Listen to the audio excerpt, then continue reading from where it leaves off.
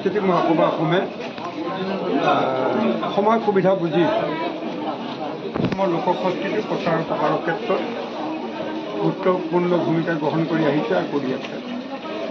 আজি অসমৰ লোক সংস্কৃতি শ্ৰৱণ কীৰ্তন কৰাৰ উদ্দেশ্যে হিন্দুসকলক প্ৰেৰণা দিয়াৰ উদ্দেশ্যে আমি আজি এই বেলতলা কমল প্ৰভা ভৱনত এটি অনুষ্ঠান আয়োজন কৰিছিলোঁ আৰু সেই অনুষ্ঠানলৈ সহযোগিতা আগবঢ়াই অসমৰ বিভিন্ন জেগাৰ শিল্পী লগতে সাহিত্যিক লগতে বিভিন্ন সদস্যসকলে যে আমাৰ মাজত উপস্থিত হৈছে।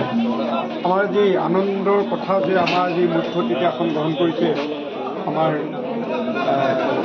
সংগীত নাটক একাডেমি ডক্টৰে সন্মানিত বিভূষিত শ্ৰীযুত যতীন গোস্বামী ডাঙৰীয়া পদ্মভূষণ সন্মানেৰে বিভূষিত আৰু দিছপুৰ কলেজৰ দিছপুৰ মহাবিদ্যালয়ৰ অধ্যক্ষ তেখেত আছিল আমাৰ মাজত ডক্টৰ নৱজ্যোতি বৰা ডাঙৰীয়া,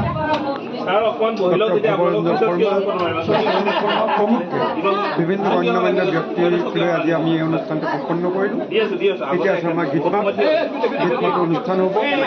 আমি আজি এতিয়া আমাৰ প্ৰায় 25জন শিল্পী ইতিমধ্যে গীতমাত কৰিব। আজি এনেধৰণৰ অনুষ্ঠানে সমাজত সম্প্ৰীতি অনাৰ জৰিয়তে অধিক প্ৰস্তুতি কৰাৰ ক্ষেত্ৰত আৰু সাংস্কৃতিক মহাসভা অসমৰ লোকসংস্কৃতি সত্যৰ শুদ্ধৰ প্ৰচাৰেৰে প্ৰসাৰ কৰাৰ ক্ষেত্ৰত আমি গুৰুত্বপূৰ্ণ ভূমিকা গ্ৰহণ কৰি আহিছোঁ।